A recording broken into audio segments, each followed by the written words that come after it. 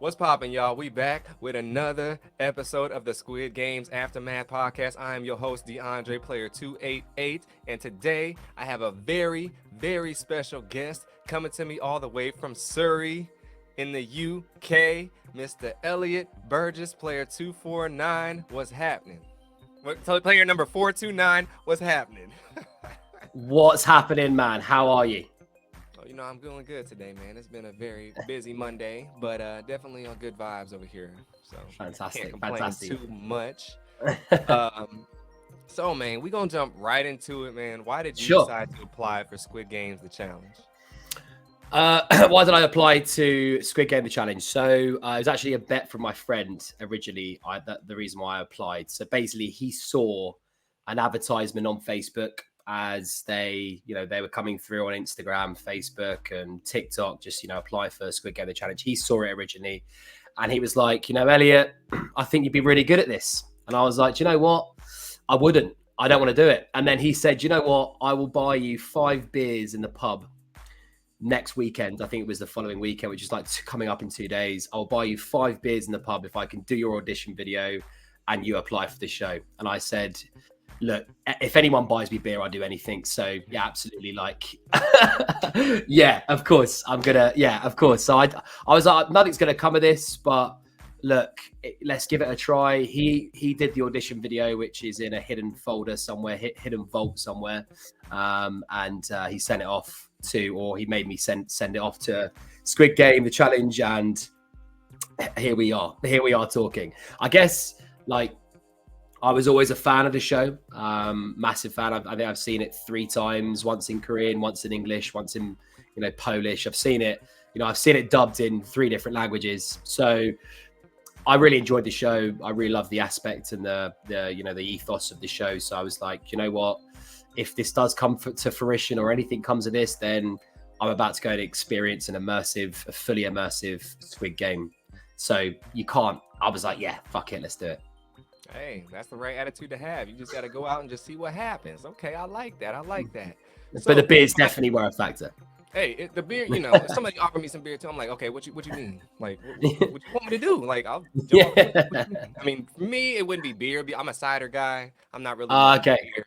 So nice. Nice. Yeah, I mean, I pretty much drink any type of alcohol there is available on between Friday and Sunday evening. So yeah, absolutely fine. Okay. You got a favorite kind of beer? My favorite kind. So obviously it's an Italian beer, so it's not actually an English beer, but it's really popular here in the UK. It's called Peroni. Have you ever heard of Peroni before? Yeah, I have had it because I've been in the UK a few times and I've had Peroni. So. Peroni is the best. There's nothing quite like a full week at work, sitting there, at the pub, getting a nice cold Peroni and just having that first sip. There's nothing better than that. You heard it here first, man. Get this man a Peroni deal. And sponsorship something. Come on now. Yeah. Peroni, sponsor me. Okay. Exactly. No. Well, cool, man. Find out you're on the show, you got accepted, and it's the last night you're packing before you don't even have to fly anywhere. Last night before you take the tube down to London, what's going through your head? Oh, God, man, like nerves. It was, I just didn't know what to expect. I think, obviously, there was, we had, the exit interviews that you've seen, or if anyone's been on my Instagram, has seen on my Instagram, they did like an exit interview.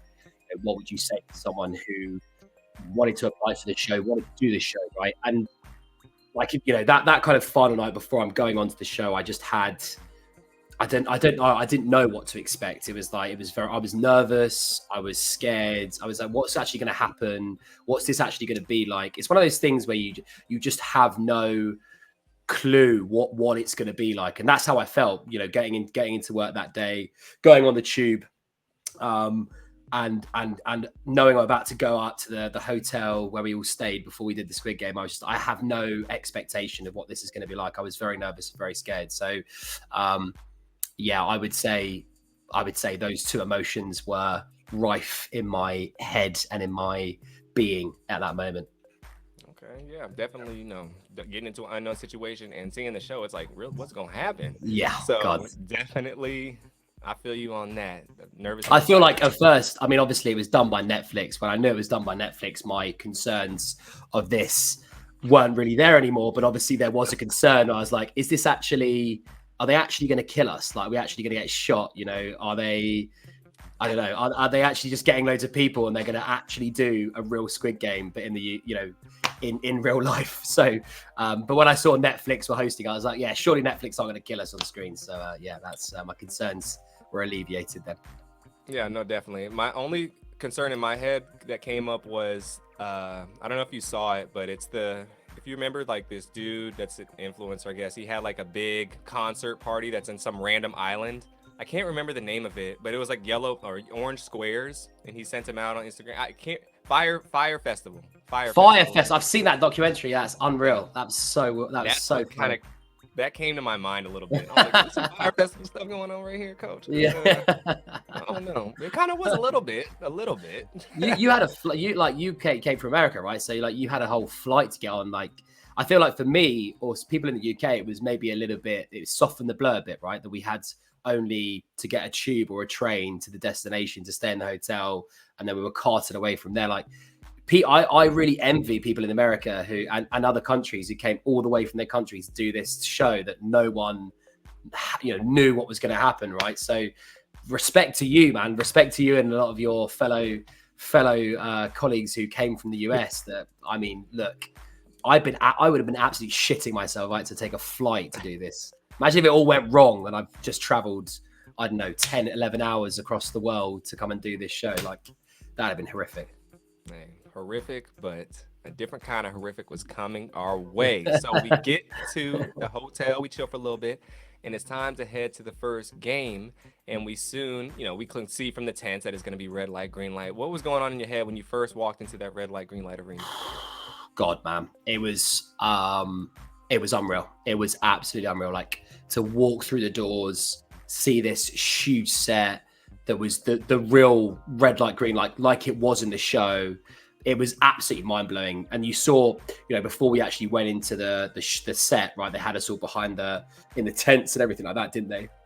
And obviously in the hotel, we weren't allowed to see each other or speak to each other whilst we were getting food and stuff. So, you know, that was the time where we were allowed to really kind of, you know, start to introduce ourselves to fellow players, etc. So seeing 456 people like all in these tents, I was just like, nah, this is real. Like, this is about to happen.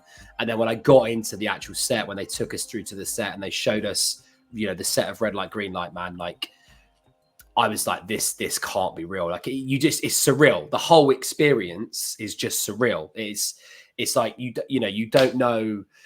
You see a lot of the comments on Instagram say, or, you know, other outlets saying, I would have done this and that, you know, in that moment, you should have done this in that moment. If you're getting any kind of messages like that, it's like, you don't know how surreal what your brain was going through when you were kind of being taken through these games, being taken through these situations. It was so surreal that you just didn't know how to think. You just had to go on complete instinct and impulse. It was crazy, man. Like, it was mind blowing.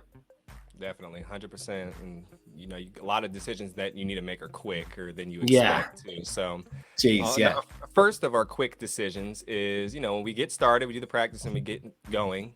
And so you get into your first pose. 5 minutes pass, 10 minutes pass, 15 minutes pass. What is going on in your head?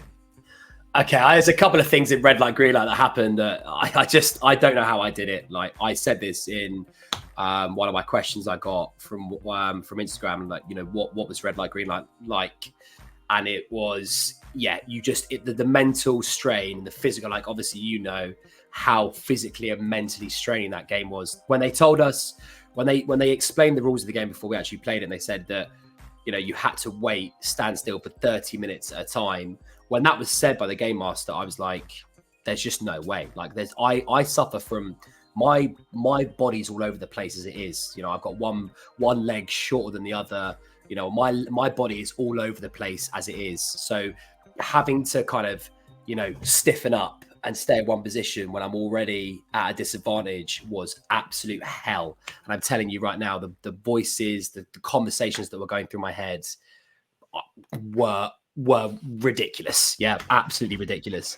So, yeah, man, when that first pose came along and I stood there, I mean, I felt, to be honest with you though, I was quite lucky because the first run, I didn't go over the line. So I didn't need to stand still because I was at the very back. So yeah, it wasn't until the second or third time, I think, I actually got over the line and then had to stand still. And I kind of, by that point, had mentally kind of prepared myself looking at other players in front of me, what they were doing.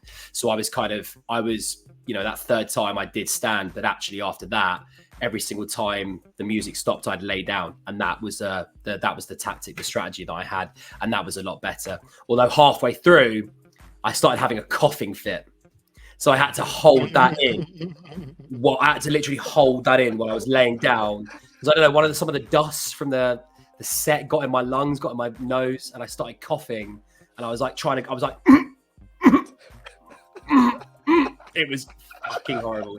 So yeah, it was the whole of red light, green light was absolute torture, man. It was torture. It wasn't unsafe though, like they say. It was cold, yeah, but I think for me personally, it was torture. Like I would never want to go through that again, ever. What do you mean when you did say you didn't pass the line initially? What do you mean you had time to move around? What do you mean? So they said that you don't get. I think they said in the rules at the start, the people at the back who don't pass the line in the first or second try don't actually have to stand still because they weren't equating for people until they passed the line.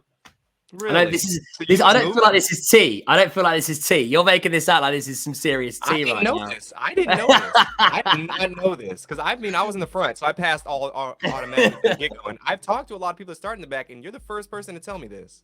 Yeah, so they said in the rules if you don't pass the line, they don't account for you until you pass the line. So obviously, like as the set works, as the set works, as you know, the line was ahead, wasn't it? It was ahead from the doors. I think it was maybe 50 yards, that's too much, like 30 yards ahead of the doors. Yeah. So they could kind of get everyone packed in. So they said that if you don't pass the line in the first or second go, because you're at the back, you're not accounted for. But obviously you lose time. So it's part of the strategy, right? Like, huh? What were you doing, like moving wise?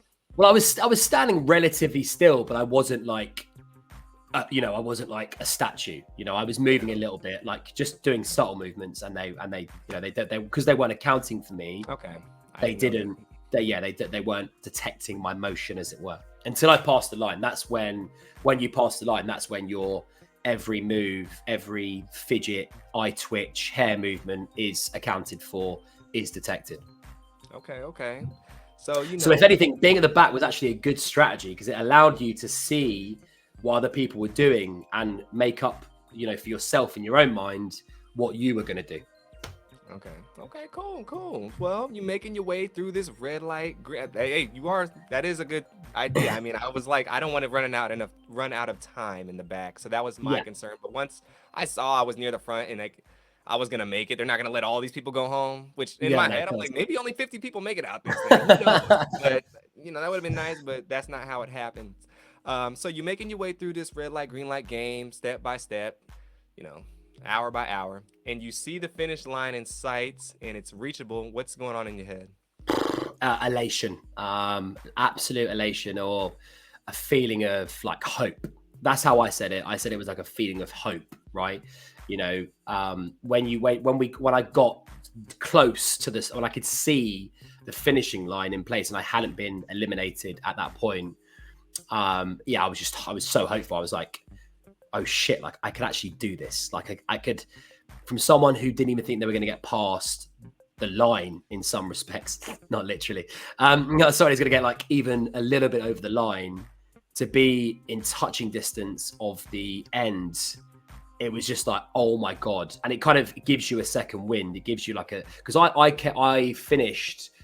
So you know how in the show, Leanne finishes with like 10 seconds left. I was in the same little crowd as her, the end crowd that got in literally with 5 seconds to go. So, it was just, when you got to that point, when you got more than halfway, it was just a sense of hope that kind of gave you a second wind. And it was the saving grace. It motivated me to go further. It motivated me to, get to the finishing line, right? So, that feeling was unreal. And then when you pass the line as well, Dude, I can't tell you. It was unreal, orgasmic in some respects, not literally. I Like, mean, for real. For real. I mean, for Like, real. You. I think Trey says it on the show. I don't think you'll ever have a better feeling. I don't think I've ever had a better feeling. I mean, I feel like to think I've achieved a lot in my life that I'm very proud of, but I don't think I've ever achieved anything I've been as proud of as crossing the line in a 9-hour red light, green light game. yeah, no, I compare it to when you're a kid and you get the winning goal in football, or you make the game winning shot in basketball, or something that you achieve and you like go crazy and like that's your world and you feel on top. I compare it to that because as adults we don't really get that feeling too much anymore. Like nothing, even getting a promotion or something like isn't gonna make us react like that. So Yeah, I it's so compare it true. to the whole kids theme of the whole Squid Games itself. It's like that's the feeling you get. So 100%. 100%. well, congratulations, player 429 makes it through red light, green light off the Thank you. last hair of his chinny chin chin, and we continue to move on, and we soon get into the dorms. So what's going on in your head when you first step into the dorms, see everything, and see everybody? I mean, I think the dorms were exciting. The first couple of days definitely were exciting. I mean, obviously, you're meeting all these amazing people. Everyone's so excited. So like, there's a massive vibe across the floor that everyone's just really excited, and everyone's like, "Wow, this is like a new thing." And then you couple that with everyone being really happy that they passed red light, green light as well. When you first get in there, those first couple of days is just pure excitement. I lost my voice after 2 days because you're just talking. You're literally talking for 24 hours just at a time. You just talk, having conversations with this person, trying to figure out who you'd be friends with, who you can, create an alliance with. So yeah, those first 2 days were unreal. It was so exciting, those first 2 days. But yeah, I would say it was unreal. So were you thinking of talking to everybody, finding a small group to go along with? And then who did you become kind of close with those first 2 days? Well, my game plan was to kind of stay very much under the radar as I possibly could, because I didn't want to be a target. I knew from the get-go, having seen the show itself and just, I guess, using your common sense, you're like, I don't want to be someone's, when they said they were going to be doing tests in the dorms and stuff, I was like, I don't want to be on a target, because obviously people are going to get eliminated. They can't just eliminate people in the games. So I don't want to be a target. I don't want to be on anyone's radar. So my plan was literally to find a group, which I did find, luckily, and all of that group came from red light, green light. So, Hallie, Trudy, Demi, Joe, Sam, Roland, Lindsay. That was a group I kind of all met through red light, green light. And my plan was just to stay with them and keep under the radar. But obviously, naturally, you do have conversations with loads of other players as well. But I didn't want to say the wrong thing, get into kind of any arguments or heated discussions with anyone else apart from my group that I felt safe with, and lo and behold, I feel like that plan worked. Obviously, I'm sure you're going to be asking me questions about the latter parts of the game, but I will say this now, me, Roland and Hallie have been friends from the very first game.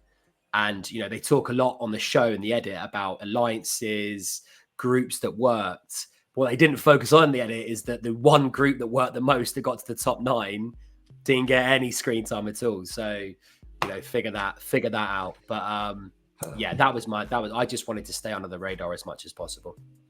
I keep saying Netflix released the tapes. We need the full story about this group that didn't have a name.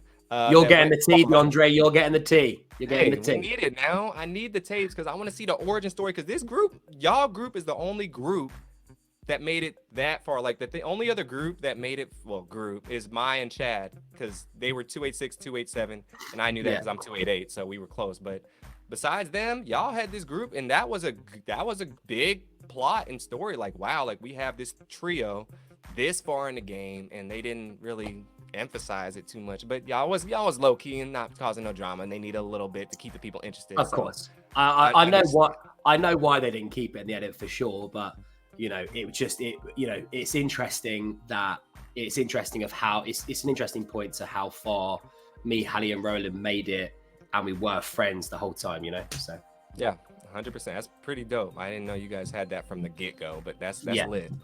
So we move along, and soon we find out that 200 is eliminated. Are you thinking anything of this, or are you kind of just like, it is what it I, is? I wasn't I wasn't friends with Mutty at all. Like I'm kind of I know him now. I've had conversations with him now because he is in the UK.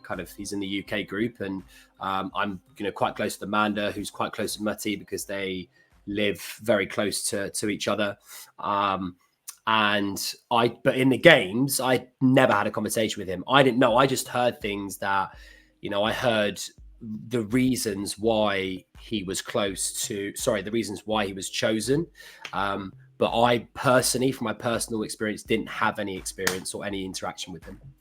Okay, so it was just kind of just like, all right, I appreciate you, brother, for coming I here. was just Let's see. like, I was more like surprised that I was like, oh shit, like this is how they're gonna do the eliminations. They're gonna Yeah, just bring them up on screen, and they're just gonna make everyone know. That's what I mean. Like, if you eliminated someone and you're known in the whole of the group for eliminating someone else, then yeah, you instantly become a target. So I was like, this game is gonna. It was the yeah, start. It's the start of thinking this game's gonna get dirty. It's gonna get yeah. proper messy. 100%. And I only problem I have with that is like I wish they kind of give it to maybe Tayo, who got first place, and he had the decision. And like the first two people who finished red light, green light, give it to them. Or people got to go in the cleaning Yeah. room or the kitchen and complete a task, and then you get the ability to do that. I don't know. I don't really wasn't a fan of just random people. Here you go. Like I think that's way Yeah. too overpowered and just honestly just silly to me. But that's just my personal opinion on that. Yeah. No, I can see that. I can see that. I mean, obviously, it would, yeah, being rewarded for doing something good maybe would have been better, but that they had their way and they wanted to make it as, I guess they wanted to make it as messed up as physically possible, and that's part of that, isn't it? Giving it to someone completely random, saying, "Hey, you make a decision on who's getting out." That person's like, "What?" Like, Yeah, that's no, the whole messiness and the whole fun of the show, isn't it? yeah. I think he had the worst elimination by far in the whole entire Yeah, show. yeah. Yeah. I felt really But we bad for him because he was actually a really nice guy. When I spoke to him outside the games, after the games, like he is actually such a nice guy. Yeah, like he really is. And it's like I can't imagine why they would have picked him. Like I just don't see it. Now I know who he is outside of the games. I'm like, he say something to someone by accident? Like I just don't know. I have some conspiracy theories, but I won't touch on that in this episode. Okay, DeAndre. That'll Okay, be for you don't want to spill too much tea. I get it. That's for a different video that I'm gonna make later on, or give my true thoughts on things once everything's said and done. But Sure. we'll move on from that. So we get to the second game and we walk into the white room for the first time. We see there are 4 lines. What are you thinking? And then how are you deciding which line you're getting into? Well, obviously, I don't know. I mean, I a lot of these answers are going to be just like I roll with it and I roll with the punches, I guess. But without trying to sound too like, I don't know, man. I just kind of went with the flow. That's okay. That's okay. You just went with it. That's fine. I went with it. I guess we all knew, because I was with my group then. We all knew that it was going to be.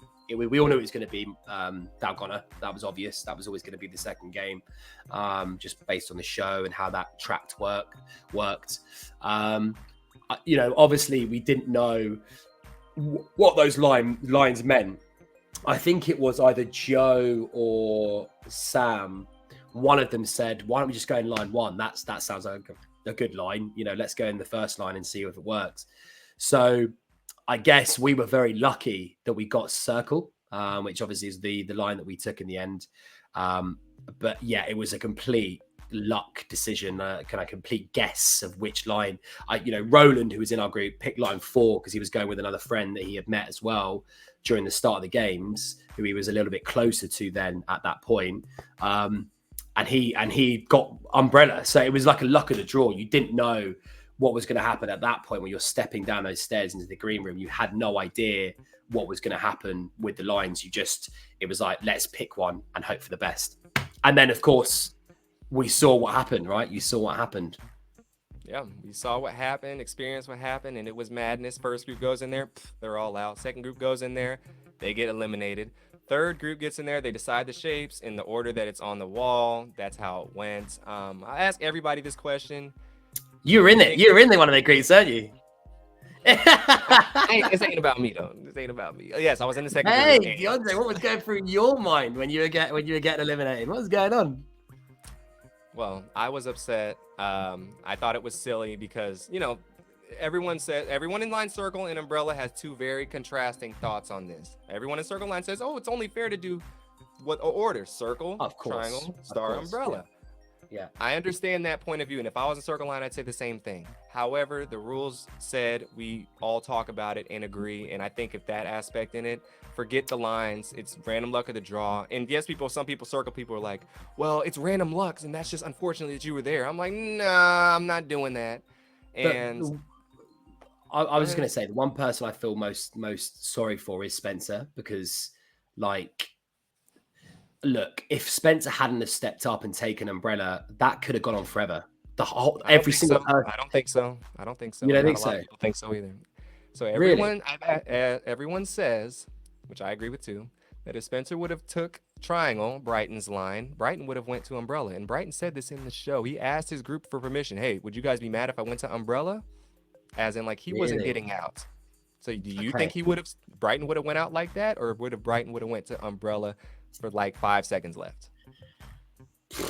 Yeah, I mean, yeah, but I don't know. Like, Brighton, obviously, I didn't know Brighton that well. I didn't know Spencer at all at that point. Obviously, Brighton strikes me as a much more bolshy character than Spencer. He's a kind of like, he's very sweet young man. And I'm not saying Brighton's, not sweet, because I'm sure he is in certain aspects, but I feel like he was always going to use his power, his like bolshiness, his arrogance or confidence. We don't call it arrogance because it wasn't arrogance, confidence to try and win in that situation. So yeah, fair play to Spencer for stepping up. But yeah, no, I see what you're feeling. If Brighton said that, I didn't know Brighton said that. If Brighton said that, then Spencer must be kicking himself.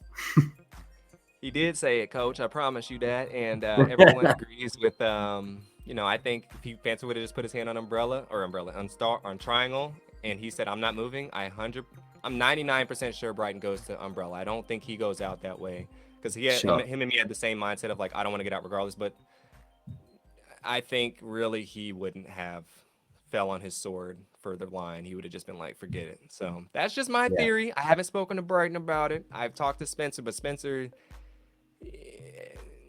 he ain't answering that question. So yeah. So Spencer, if you want to answer that, I mean, I think Spencer kind of agrees too. But in the time, it's like everyone's running up to you saying things, and you gotta. He had a decision in his head made up already when he went in there, and it wasn't really much anything anybody could say or do about it. So that's it was crazy. It was crazy to watch, though. Genuinely, that was like that whole piece, that third line, that third group that went in.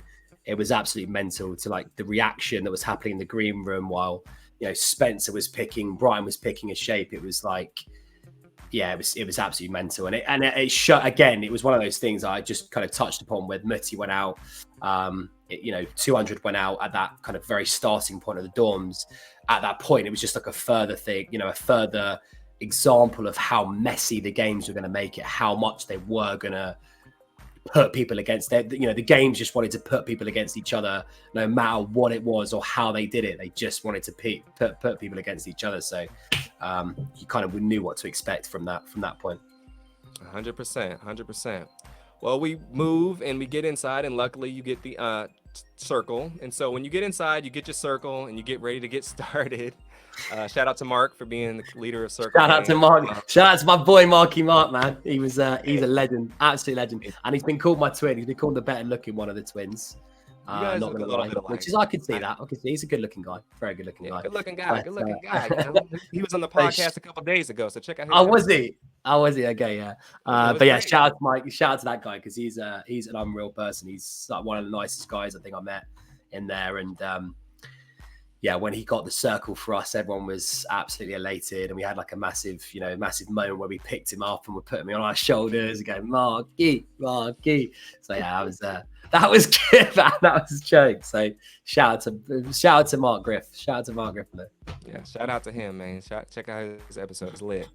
But when you get in there, get circle, and you're working on it, how's that going for you? You feeling comfortable? You feeling cool?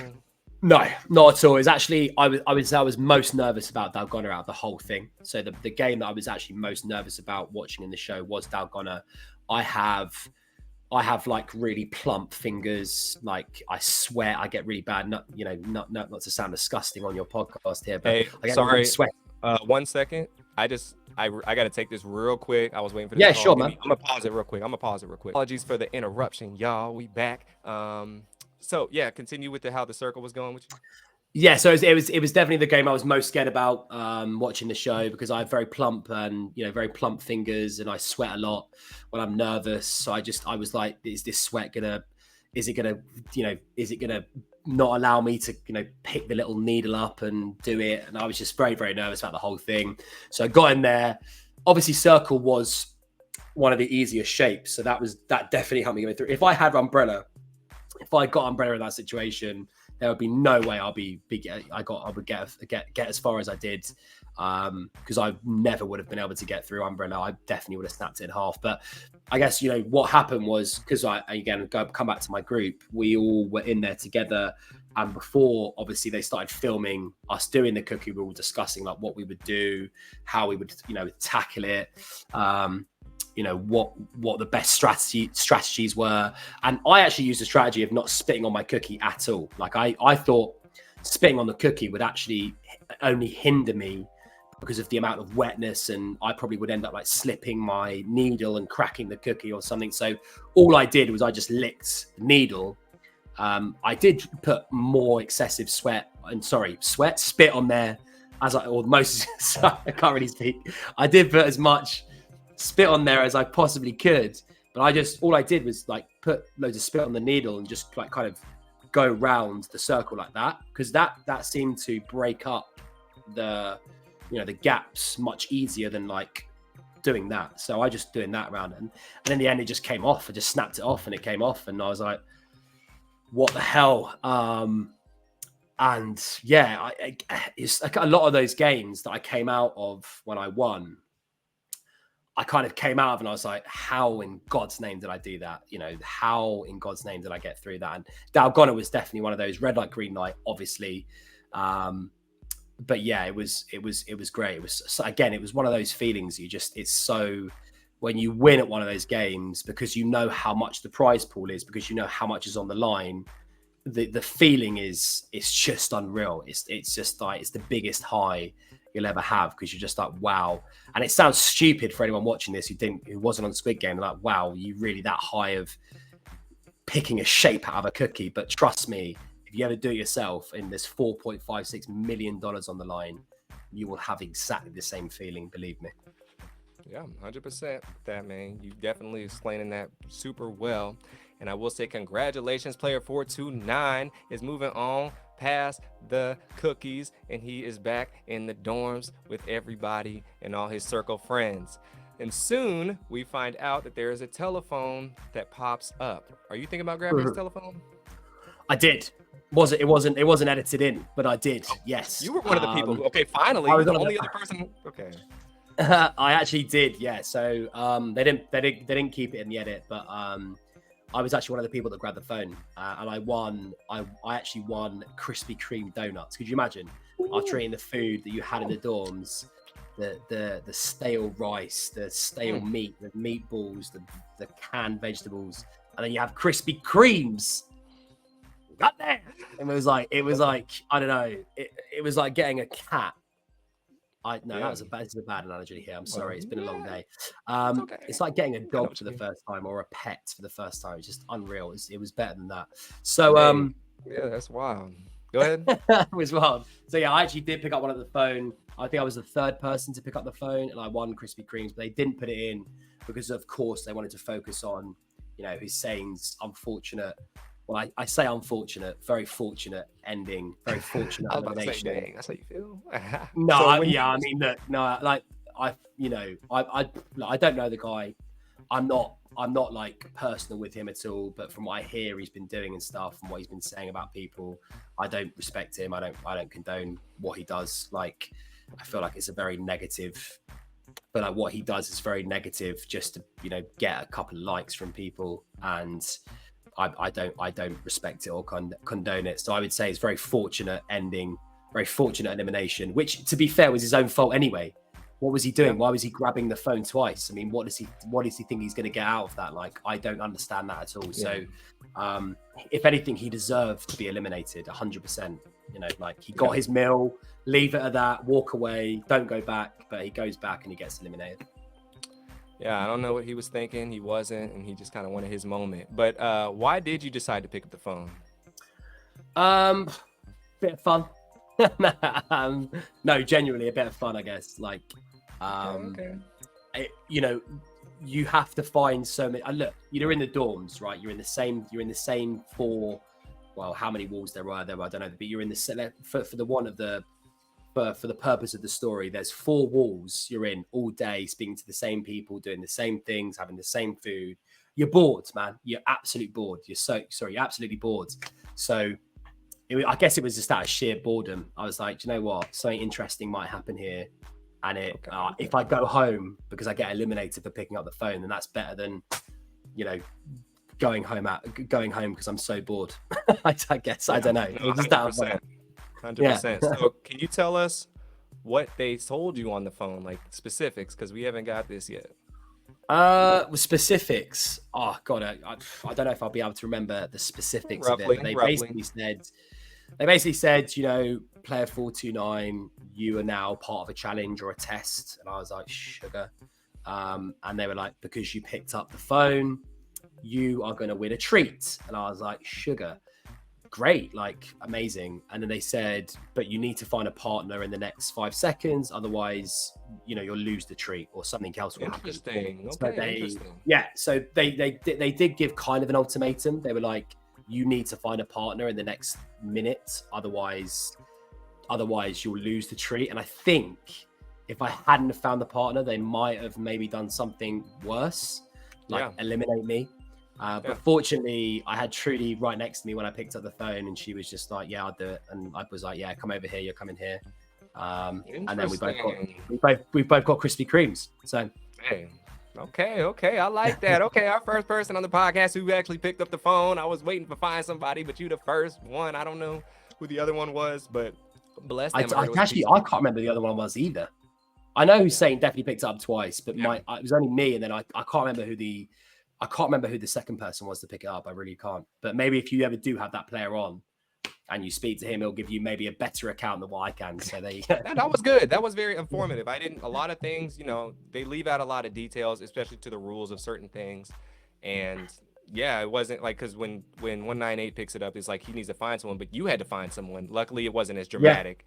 But that's very good context, and I did not even know that. That's one thing I never knew until just now. So so congratulations, you get the food and the donuts. It wasn't no Peroni, but hey, it'll do. So I'm sure if you got a Peroni in it, they would have aired it because you would have went crazy. Oh, gee. I'd have been drunk. I'd have been drunk after about 2 sips of Peroni by that point. I'd have been taking my top off, dancing around the dorms. Like, it'd have been great. Well, actually, not for Netflix or anyone watching, but it would have been great for me. Hey, it would have been great for you. And we move on to the next game, and we get into the white room once again. This time there are 8 lines. And so tell me, when you get in this white room this time, what's going on in your head, and which line do you pick? Well, it was everyone saw those 8 lines. Every single person. There wasn't one person at that point, which I think there was like 100 and maybe like 90 people by that point or something. Yeah, 90 people 18, at that point. 19, something like that. 80, 90. Every single one of those 80, 90 people thought it was tug of war, 100%. That we were like, we do not know how they're going to do this. We have no idea. But all of those people were like, this is going to be tug of war. So people were already, before that game, to preempt it, already getting these like alliances of really strong men. Obviously, I wasn't picked because look at me, but they were all getting these really like strong men together. People were getting these big people together. And I went in with my mates, like that Hallie, Roland. Actually, was Roland? I think, yeah, Hallie, Roland, Joe, Trudy, like, you know, Neo as well. We had 2 of Neo's friends, but most of my line out of the 10 people, 70% of the line was women. And it was 7 women and 3, I think it was 3 guys or 4 guys, 6 women, 4 guys. So we were a line that we thought was going to be tug of war with mostly women. But, you know, we went into it, man. We were in the green room, you know, before they started filming the games. We were like, this is how we're going to do it. We don't care. Everyone's going to underestimate us. We were proper going in with the mentality. You know, in the show when they go up to the elevator and they're like, you know, you've got the old guy and mostly women and small guys. Like, we were proper going in with that mentality. Like, do you know what, guys? Absolutely fuck this. We're going to beat someone, and it's going to be like someone like TJ who's really big. We're gonna surprise people. We're gonna be known by the whole of the people watching Netflix that we were the team that beat a big old team when we don't have big people. And then we got into the room with the game, and it was warships. We were like, what? Wait, what? So there was a definite like sigh of relief when we got into the room and it wasn't tug of war. But yeah, before everyone thought it was going to be tug of war, 100%. Yeah. So you guys are super elated when you see that it's not, and so you are going up against TJ's team, yes? No. You went up. We actually went up against. Huh? Go ahead. We were up against B and Amanda's team. Okay, you're up against B and Amanda's team, and unfortunately, you know, even though y'all got a fighting chance now, nobody knew that B was this kind of warship, battleship kind of real lieutenant, and she actually know what the hell going on, and you guys get destroyed. Well, look, Kate, not to spill some tea here, but we definitely didn't get destroyed. They only beat us by 1 move. So they did. They didn't put that in the edit. They did not put that. They didn't put that in the edit. They made it out like we literally were sitting there like, you know, people with no brains. Like, how do we play this game, and got absolutely destroyed by this, you know, intellectual, intelligent woman who plays battleships in her sleep, you know. But like, it wasn't the case. Like, B obviously was unreal with that game, and you know, she, you know, credit to her, she did so well. And she comes across so well in that scene as well, I have to say. But it definitely wasn't a whitewash. It was only 1 move. We only lost by 1 move. Yeah, it was sad, man. It was such a sad game because we lost a lot of our friends in that game. Because as I said, my line was mostly people that I was really close with. We lost Joe. He was he was the lieutenant. And yeah, man, it was really. We lost, yeah. I think there was 10 people in there of us, and I think we lost 5 or 6. Well, did you guys lose the 5 ship and the 3 ship? We lost the 5 and a 3. So yeah, we lost 8 people. Then you lost. Sorry, then the captains too. So. And the captain. So, yeah. There you go. Yeah, sorry. Your math is much better than mine here. It's okay. I got the notes in front of me just in case. You know, I mean, I thought there was less than that, but actually. Yeah, we had 10 people, 100%. You're right. Trust you. It's all good. Yeah, you guys lost 438, 435, 267, 350, 34, 362, 226, 357, 57, Jeez. And 434. You sound like Rain Man here, DeAndre. What's going on? I mean, look, I'm just following what the story is telling, and you guys are a few survivors on the Titanic that made it to live to tell the tale. Congratulations. Thank you. We definitely stayed on the plank with Rose at that point. Yeah, no, definitely. So you guys only had you had the 4 ship and the 2 ships survive. So you had 6 people survive. No, we had a 3 ship and a 2 ship survive. Well, didn't you guys get the 3 ship sunk? I think there was 2 3 ships, 1 5 ship, and 1 2 ship. I didn't know that. So I wasn't keeping track of how many ships there were. It was so there was definitely it was 2 3 ships. Okay. 1 5 ship and then 1 2 ship. And then 1 4 ship? No, just there was only 4 ships. Oh, okay. So you guys didn't have a 4 ship. We didn't have it. I'm pretty sure unless I'm completely wrong here, I'm pretty sure we didn't have a 4 ship. Okay. I might be wrong. Maybe yes. So maybe we saved 6 people if it was a 4 and a 2. Cool. And this is, give me 1 second. They will. All right, we back again. Apologies for the disruption, but yes, we find out a lot of Elliot's team members get disbanded and thrown off the Titanic, but he is a survivor like Destiny's Child and is moving on. So congratulations, player 429 is still in the game. And we move back into the dorms and we find out that the guards, the band above, says there will be 2 tests before the next challenge. And the first test consists of 3 people being voted out in this long line, this lunch line, and you type your number into this Pac-Man looking machine. So what are you thinking about this? Are you worried? Are you cool? Like, what's going on? I don't think I was like particularly worried because I don't think I had anything to be worried about by that point. As I said, I don't think I rubbed anyone up the wrong way. I feel like, again, you know, there was like a day or maybe a couple of hours. Oh, so actually, they told us that we were going to do that in the morning, and they actually did that in the evening. So there was a whole day that we had in the dorms to, you know, decide who we were going to pick or formulate a plan or a strategy of who we were going to pick. And to be honest with you, I guess my strategy was, again, just to stay off the radar as much as possible. That is certainly a game you do not want to be on anyone's radar for 100%.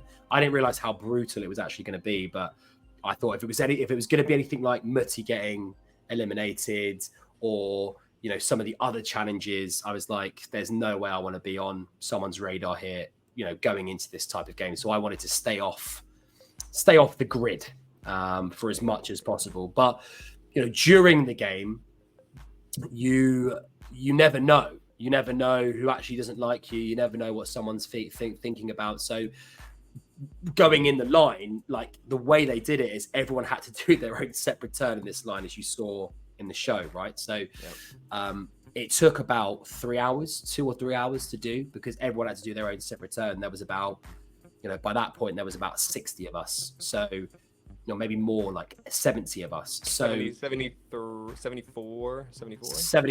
Yeah. So whatever. No, it was. Yeah, more than that. It was like 80, I think. No, 70, yeah. Whatever, 70, 80 people. Yeah. So there was a lot of people that had to go up and do their turn. So it took forever. So there was like 3 hours. I was at the very back or near the back. So there was just 2 or 3 hours of waiting to see if anyone's going to pick me and my thing's going to come up on the screen. So you can only imagine, you know, for someone who was in the firing line, or if they knew, or if they had like a feeling of, oh, someone doesn't like me here in these dorms, you can imagine how intense that was for them. Like it must have been brutal because you're just waiting for someone to come up and go and pick you and put you on the screen. But luckily, no one had any kind of qualms against me at that point. No one, I don't think, was thinking about me. When it came to my decision, I just went with what was on the board. And I feel like that's what was really unfortunate about that game, is that anyone who got put on the screen, you know, people were just following suit. I don't think anyone wanted to. I certainly didn't I didn't know who I was going to eliminate. Like when I even went out to the game, I had no idea who I was going to eliminate. There was like talks of someone in my group that was really rude to us when we were playing warships, but we weren't thinking, oh, I want to 100% get rid of that player from the game. You know, it wasn't like I knew what I was going to do. So when someone's face came up on the screen that I knew other people wanted to nominate or eliminate from other chats, I was just like, yeah, just fuck it, go for that person.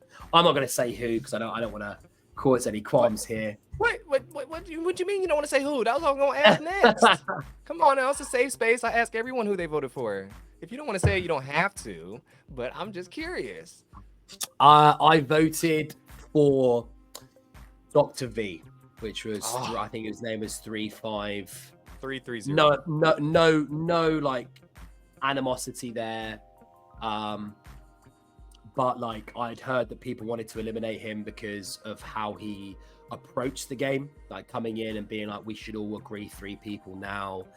And it was like, no one's going to do that, bro. Like no one. So I kind of fell on the bandwagon. I had no qualms against him at all. So I wasn't voting for him for any reason. It was just because I'd heard other people and his face was on the screen at that point. So I was just like, this is easy for me. You know, I put his player number in and walked off.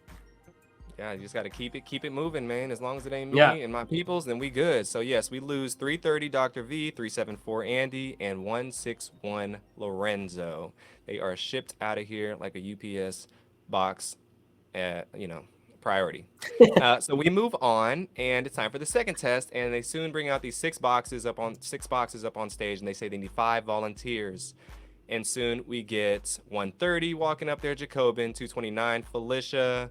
We get 435 Joel, 318 Jesse, and Kyle 87. Are you worried about any of these people up there, or are you kind of, were you Yeah. thinking about getting boxed? Like, what's going on?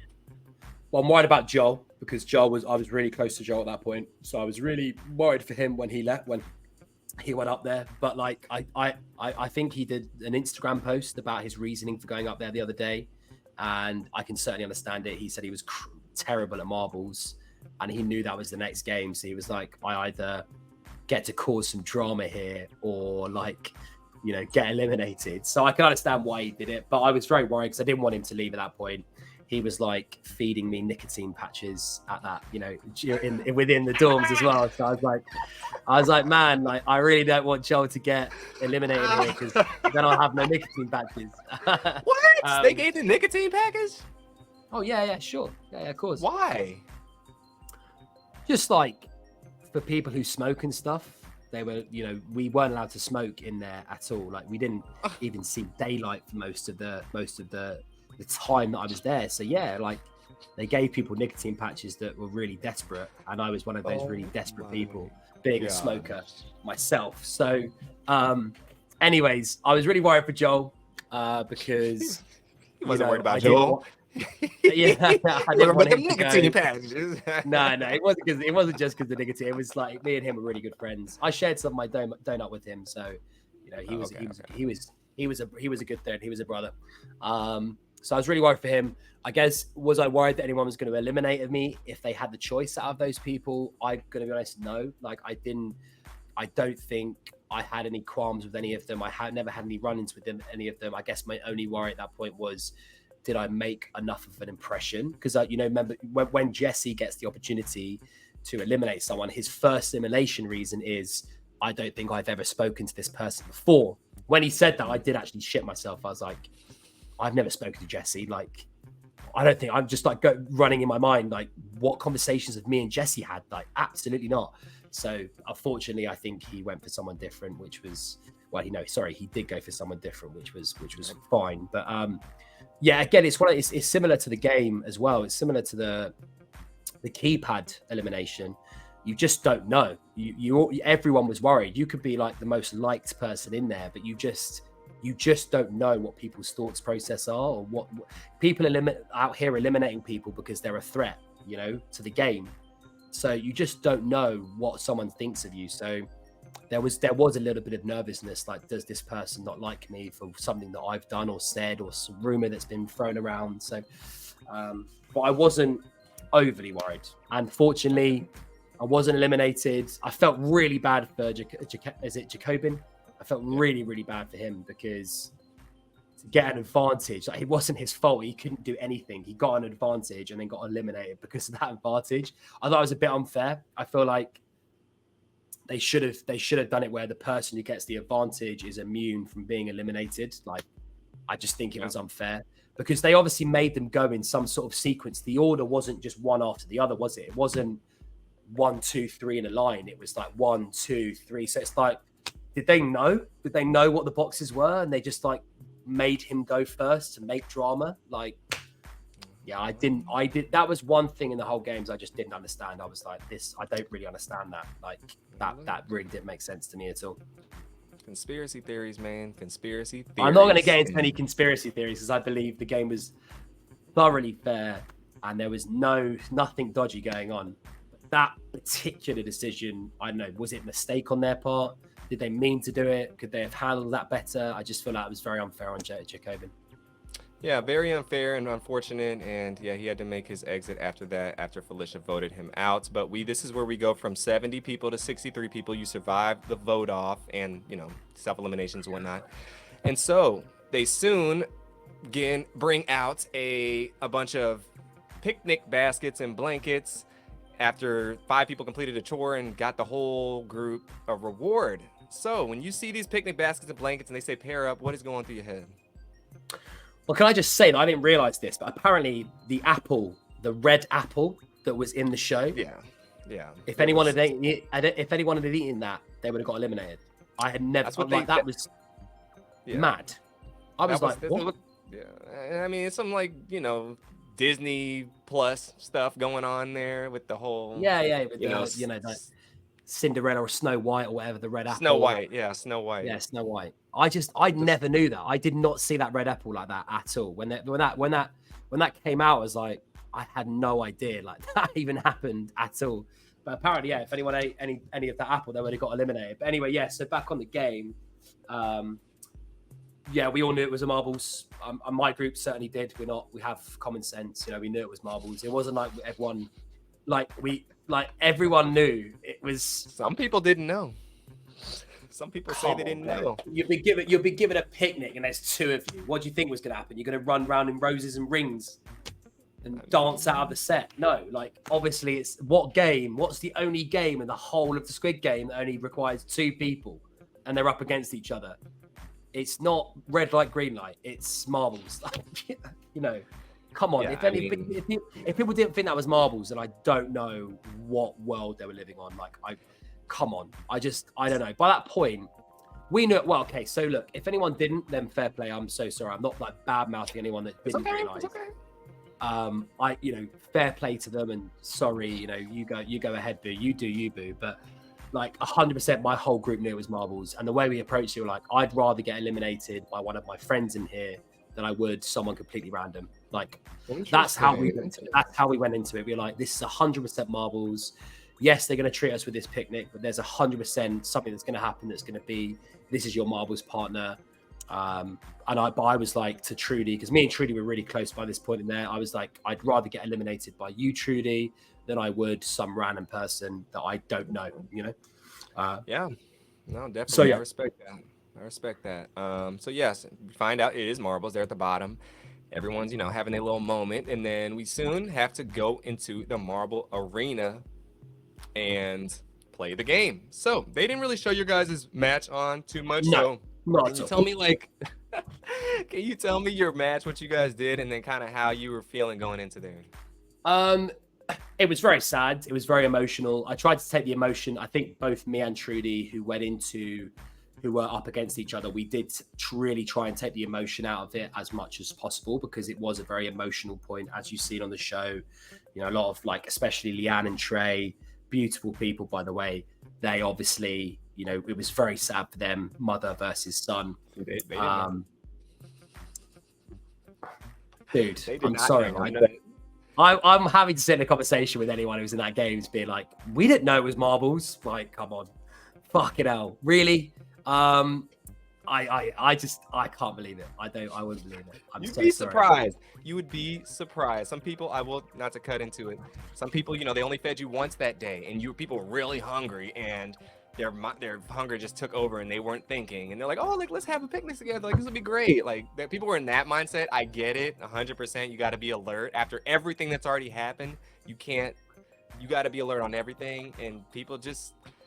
Somebody even said to Trey, hey, can we switch partners and whatnot? He said no, so that's just the mindset of some people going in there. But go ahead and continue. I'm not gonna. Yeah, I mean, look, fair play. I'll just bet. Could I pause for 1 second, buddy? I just got to go and get my charger because my laptop is running out. Go ahead. Yeah. So, so my game was. Yeah, my marbles game was me versus Trudy.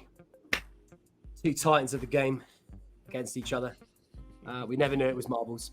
And then, we were up against each other. We tried to take the emotion out of it as much as possible. Make it not an emotional affair. Make it very logical. It was obviously emotional anyway, because it's the nature of the game. And I didn't want to lose her, and she didn't want me to go. So it was just like, let's just play the game. Whoever loses, goes out. We'll go from there, right? So our game was fun. We decided to throw marbles into a kettle. So there was like a little kettle that we used from the set that we put, 5 or 6, 10 yards away from us. And it was just out of the 10 marbles that we had, the person who gets the most marbles into the kettle wins. I got 5 in a row to start with into the kettle. She got none. And I felt really bad for her by that point. I was like, this is awful. I mean, she won't mind me saying this because it's a joke. It's a running joke between me and her. So if she does listen to this, she'll find this funny. But she was woeful at marbles, woeful. Like it was, her shots were going everywhere, dude. Like I'm saying, she once threw a marble and it hit the top of the set nearly. I was like, the kettle is in front of you, girl. Where are you throwing? Like, where are you going? No, it wasn't that bad. But it wasn't that bad. But it was. It kind of made the whole thing funny. Yeah. She was honestly. I hope she doesn't play darts because she'll kill someone. Look, honestly, like it was funny. It kind of took the sadness out of it because it was funny that how awful she was, and she won't mind me saying that because she'll know that she was awful at marbles. But yeah, I got 5 in a row straight off the bat, bang, bang, bang, bang. And she was like, what the fuck? And I was like, I don't even know how I did that. And then what happened from there? And then I started throwing marbles over my head and stuff like that to try and make it a little bit more fair, just as a joke. But it was obviously very sad because the producers, they make you have these conversations about why you want to be there, or why you're there, what you're winning the money for, which was really sad. And they make you, to be honest, because our game lasted literally 1 minute, they just made us play the game, decide the winner, and then we just talked for 10-15 minutes about separate stuff, like stuff that happened in the dorms, stuff, reasons why we're there, about her family, about my family. And that was really sweet. That was like a nice goodbye. But then in the end, she got squibbed and I had to move on, which was really sad. I didn't get back into the dorms and cried, so which was sad. I didn't cry whilst I was there because I think it was just too much pressure to cry, because they wanted people to cry, right? They wanted people to look sad and stuff, and I was just like, again, I don't want this to be heartbreaking for her and heartbreaking for me. I just want it to be done, pick the winner, move on, go on to the next game. Yeah, man, that's real honorable and beautiful how you went throughout your game, and definitely mutual respect between you two.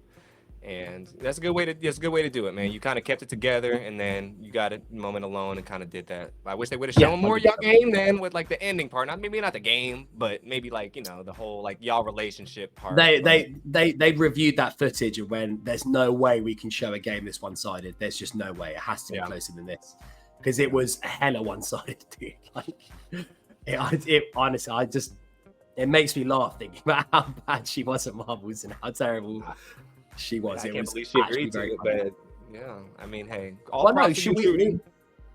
Yeah, props to you, Trudy. Props to you, 428. Props to you, girl. But 427. Sorry, she was 47. However, yeah, also as well, we agreed our game when we were in the green room because we had loads of time in the green room first before we actually went in to do the game. So we agreed our game like 4 hours, 5 hours before. Yeah. Again, it comes back to trying to make it as much of a business transaction as possible. Like there's 4.56 million on the line. We didn't want to make it emotional. We wanted to take that completely out of it. So we agreed the game 4 or 5 hours before. We knew exactly what we were going to play. We both agreed, both were happy with that. Went into there, pretended that we agreed a game, which we didn't. We agreed it 4 or 5 hours ago. Did the marbles, did the game, then chatted for 10 minutes, and then away we go. Okay. Well, cool. Well, sad to see Trudy go, but excited to see Elliot continue on. Player 429 is a top 31 player in the game. Is getting real, because this is where you can really, like, the dorms, 60 people is still a lot of people, but 30 people is like damn near nothing essentially at this point. Very spicy. Very spicy. So we move on with the spice, and we get some more spice because we got to elect a leader, and the group, essentially almost everyone picks TJ as the leader. Are you cool with this? Yeah. I didn't. Again, it comes back to my strategy of wanting to be flying low, under the radar, out of anyone's reach. I didn't want to be a captain and then fuck it up. and then be put on someone's target, put on someone's radar. I didn't want to be a captain and get eliminated in the next game because I was on someone's radar. Like, I don't know if you saw this, but this is probably moving on a little bit, but because TJ was seen as the captain leader, he got number 1 on Glass Bridge. So was being a captain leader the right move, right strategy? You tell me. Shout out to TJ, but you tell me. It was good in one game, but not the next, Exactly. But yeah, absolutely. I mean, TJ, it was the best leader in there. Like, there's no doubt in my mind about that. He was the most motivational. He was the biggest leader there. He was the biggest character there into when it comes to that regard. So yeah, I was happy that TJ was picked the leader for whatever it was. But in the back of my mind, I knew which it was. I knew it was going to be some sort of twist. It wasn't like a team game that we were all going to have to do. We're talking eliminations here, guys. They were always going to do something to us that was going to be, not in the script, as it were. Yeah, definitely. And it wasn't in the script because we find out it soon. A schoolyard pick. You pick me. I pick my friend. We all took safe together. And so when you see this, when they explain the rules and whatnot, and TJ safe for the next game, how are you feeling going into this little pick'em? I guess I didn't know. I didn't know how it was going to kind of unfold. When I knew what the game was, my only hope was either getting Hallie, or Hallie was going to be picked, or Roland, because those two were my closest friends in the game, or they turned out to be my closest friends in the game because we got to the very end of the game together. So I knew that was going to be my only hope, was either one of those two getting picked and then them picking me subsequently. Now, I feel sad because we lost a lot of great people in that game, like Eric, Jordan, AK. We lost some really, really good people in that game, really great guys that I was really friendly with. But if I have to say this, I feel the girl movement saved me. So I can't be mad at the girl movement at all. I can't be mad at the whole women in power, girl movement, trying to save the women in the show because they were outnumbered. I cannot be mad at that because it saved me. If Hallie wasn't picked, I would never have been picked. So, I am very happy with how that unfolded. Very sad that we lost some amazing people, but how it turned out, it worked for me. It worked in my favor. So, but yeah, it was definitely, going back to nerve-wracking moments in the dorms, that takes the cake, I think, in the whole out of all of the tests and the challenges that we did in the dorms. That was definitely takes the cake for the most nerve-wracking and probably worst one that we did as a group in the games. Yeah, definitely. Yeah, and Hallie does eventually pick you. She's the last woman picked. So two hot questions I have. One, if Hallie wasn't the last woman chosen, do you think she would have picked you still? Oh, that's a good question, dude. I like it. I don't know. You'd have to ask Hallie that. I don't know. Maybe not. You should ask her. I don't know. Maybe she wouldn't have. But you know what she would have done? I reckon she would have picked me, and then she would have told me to pick the last woman. And I would have done. But then again, would you have done that? You wouldn't have done that. I knew my pick was always going to be Roland. I knew that. So you wouldn't have done that thing. Huh? So you wouldn't have picked another woman then if there was another woman left. But then again, it's like passing the buck, because if Hallie then would have picked me and then told me to pick the last woman, I would have then picked Roland and told Roland to pick the last woman. And then he would have picked Trey.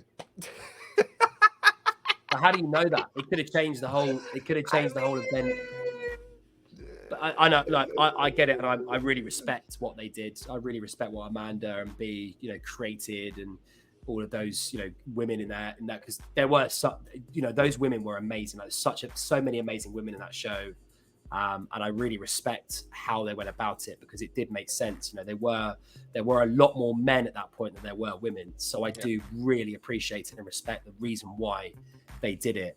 But that's a really good question, bro. You're going to have to ask Hallie if she would have done that. And Okay, we know Hallie. Come you're on gonna now, have to we play need a some new Squid answers now. game to find out if I Hey. would have picked the last woman. So Exactly. Well, I think also you should thank Chaz a lot because Chaz did pick Hallie and saved oh yes, her. absolutely, yeah. He had a lot of other options that he was thinking about too.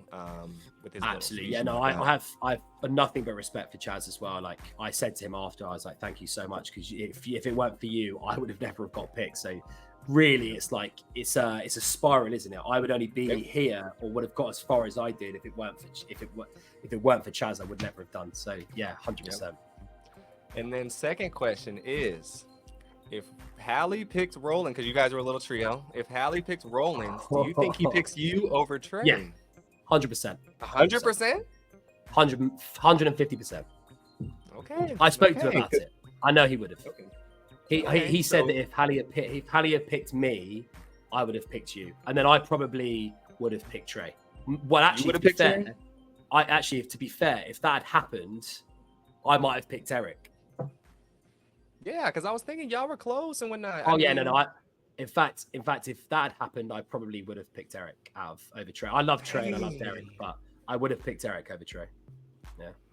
Interesting. Okay, this is what I want to hear. This is exactly what I want to hear. Okay, that's very interesting because I was it's a small, subtle change. You know, Elliot over you. Then the rest of the list could have been completely different because who knows who Eric picks in that sense. You know, I don't think he's picking James, and I don't think he's picking Trey, and I don't think he's picking Perna. So it's hard.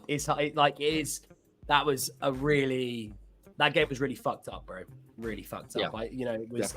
It put a lot of people, against each other, and it left some really sour tastes in some people's mouths that left because of it or got eliminated because of it. So I think that was a very fucked up game. And look, it was. I'm just glad it happened the way it did. I'm very glad. Obviously, I'm sad for losing Eric because I really did want him to go at that point. But I'm glad that it happened the way it did and it unfolded the way it did. Well, good news. We're going to get some hot takes because I interview Eric tomorrow. So I will get his. Don't share this interview. He'll kill me. No, he won't. I'm telling you, Eric, I would have picked you over Trey. All right. So if Hallie had picked Roland and Roland had picked me, I'd have picked you. All right. I promise. Okay. Well, we'll see what Eric has because he has some hot opinions on this, as he expressed a little bit already. But I'm curious. I can't wait to talk about with this particularly with him tomorrow. But we'll move on. So yes, eventually the list ends and we are left with 20 people in the game. It is getting down to the nitty gritty, and soon we are presented with Glass Bridge. And so we walk into the glass. Well, before we get in there, sorry, I skipped the whole thing. We walk into the white room. We have this claw machine, and the claw machine basically you pick a bear and you give that person your number. So when it is your turn to pick a bear, you decide you get 14 essentially. No, you don't get 14. You get 19. No, I got 18. Yeah, I got 17. You got 18. They skipped yours. I didn't catch yours on TV. Yeah, they went through the last few real quick. They didn't put yours on there. But they showed me giving it to Hallie. They showed me giving it to Hallie, but they didn't show me getting 8. Actually, no, they did. They showed me saying 18, and then they showed me giving it to Hallie, and then saying I hope it's a good number. Okay. Yeah, definitely. They showed that. I don't know why I missed that, but yes. And you eventually, who gives you 19 or 18? Oh no, I got 9 by giving to me. You got 9. Who gave you? Sam gave you 9. So were you surprised? That's right. I have it right here. 16 gets 9 and picks 429. Are you surprised by this? Like, how you feeling after getting 9?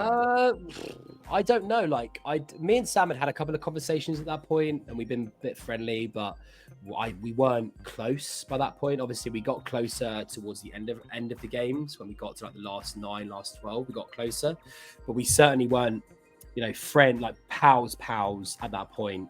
So if anything, I could have expected worse from him. He could have given me 1 or 2, so I think number 9 was fair. And also number 9's my lucky number. So I was like, thank you. He looked at me as if to say, I'm so sorry for giving you this number, but actually, I don't know if in soccer, we have soccer here in the UK, and I'm a number 9, which is like a striker here in the UK. So I play number 9 myself, and 9's always been my number in football, and it's my lucky number outside of football. So soccer, that is. So yeah, I was really happy with that decision. I was like, no, thank you, bud. Like, thank you. I really, and it proved to be actually probably one of the best numbers in the whole game. You know, obviously I had to make a pick, you know, between the 2 steps, which we agreed as a group to say, you know, everyone picks one step and then goes, you know, is either happy or unhappy with that decision, but then that moves the next person on. And if anything, I think number 9 was good because I had to take my step, but then also I was close enough to get past before the end of time, you know. Yep. So I was never at the back where I could have, you know, where I could have lost out on time and been eliminated that way. I had to make my step and make my decision, but actually I was close enough to get through when when everyone had their turn. Yeah, definitely. I think one thing I note in the show is like the whole time thing. You get 30 minutes essentially. I can't picture a world to where the time is a big factor in the grand scheme of things. Like, say, this is just my opinion. Say you guys run out of time. It's not out of. I feel like they're not just gonna eliminate everybody. You know, I feel like they'll edit that part out and make it look like y'all made it in time, and you all advance. Because there's no way. I just feel like the clock is gonna be the reason why everyone gets eliminated. So that's just me. So there was a lot of safety measures in place in the game because how the bridge was structured is that we had no harnesses on. Yep. There was no borders or things that were stopping us from falling off. So it was actually a really unsafe. To the naked eye, it would look very unsafe what we were doing. Yep. Like no one went down the trapdoors. It was all stunt doubles who went down the trapdoors, which was good. So none of us had to actually go down those trapdoors because that looked really unsafe as well. But I think on the time thing, when it got to the end and the bridge, you know, when the last person had, I think it was James, went out and that last step, and everyone could just kind of move through, they stopped the time. Because what they didn't want to happen is they didn't want everyone at the back to rush and go manic and then start tipping over the edge because they were rushed and they got pushed. So that was done in the kind of want of it being completely safe, which I completely understand. Because the game was like that, having 18, 19, unless people weren't going to move on. But having 18, 19 in the way we did it, the strategic way we did it, was the best number physically possible because you couldn't lose either way. You couldn't lose either way. There was no chance of you losing either way. Yep. So you guys definitely, you got the last number, you're safe essentially. But you guys decide on the, I'm gonna jump, you jump, I jump, you jump. So I'll go through this. TJ jumps first, he's out. Chaz jumps second, he's out. Trey is next. He picks right. And then Trey keeps on jumping. So you give me your take on the whole Trey Felicia debacle. Well, I did an Instagram story. I'm getting so much hate actually on Instagram at the moment for what? for saying what I said. What did you? However, remind us what you said, because. So remind us what you said. Well, what did you say? Well, I kind of defended Ashley to a certain degree. I feel like as you should. Yeah. So I feel like, look, I really like Trey. Me and Trey really got really close at that point, and he was a great friend of mine. In that, I consider him a good friend of mine. And if he ever comes to the UK, which he's already told me, if he ever comes to the UK, he's going to come and see me. I love the guy, but I just feel like there were what our perspective was. Obviously, Ashley had said that she wasn't going to move, or she had kind of made out like she wasn't going to move, but she never said she would never take a step. And I feel like the edit showed it as if she was saying that. She was saying, "I ain't moving, y'all." I just did her accent then. I'm not moving. I'm not taking this step. When actually, that was never really said. She never said that. She never said she was never going to take a step. Trey did go a little bit AWOL. He did lose his mind a little bit, and he started jumping for no reason. I think in the edit, or the unedited version, I even said Trey, stop jumping. I was like, stop jumping. You don't need to move anymore. But they didn't show that.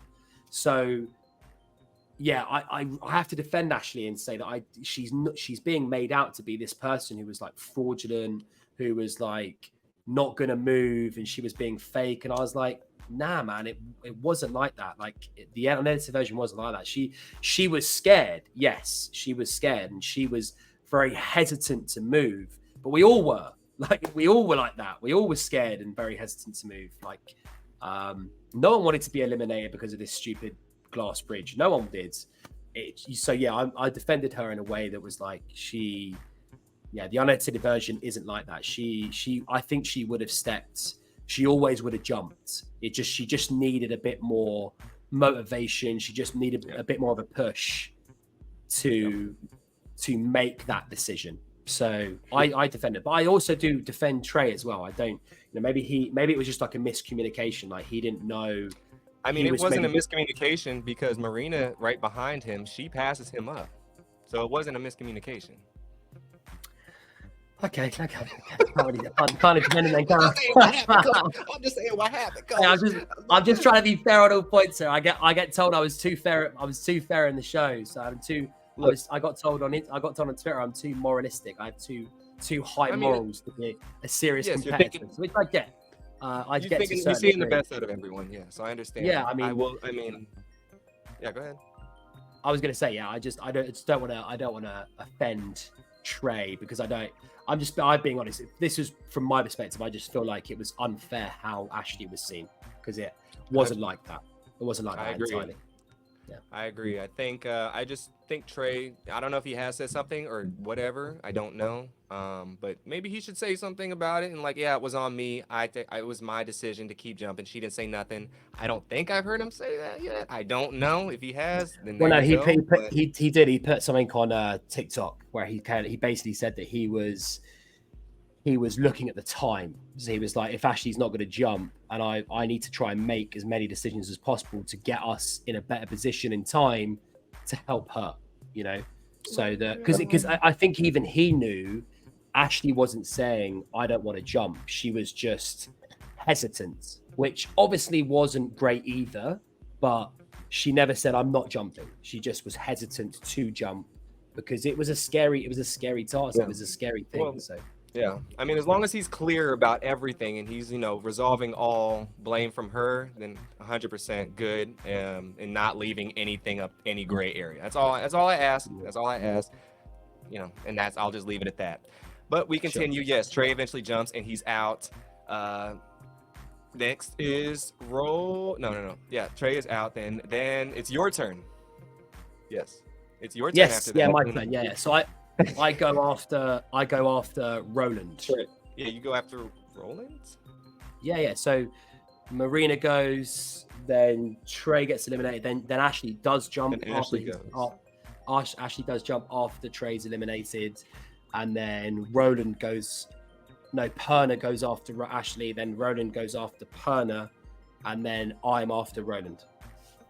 Oh yeah. You're right. I have everything. So, yeah. Yes, Ashley, then Perna, then Jackie's next, and she's out. Then Roland picks next. He makes it, and then it's your turn. Oh, so Jackie as well. Yes, sorry. Yeah, Jackie as well. It's okay. R.I.P. Jackie. So yes, R.I.P. It's time for you to jump and make a move. So what are you thinking? Like, what's going on? You don't know, man. Like, there is no sequence. There's no pattern to the game. There's no like set place that they've made or they've kind of strategically set out. It literally is a 50-50. I also heard, I don't know if this is true, from the producers, that the sequence changed every 2 minutes as well. What? Yeah. So that you try and make it. Yeah. So okay. Well, I heard. I don't know if this is true or not, but I heard that the sequence changed every 1 or 2 minutes to try and make it completely 50-50 as possible, basically. So there was no set sequence. So like there was never any set sequence. The sequence was so randomized that it was just a literal 50-50 chance. You either 50-50. This one is either right or this one's either wrong.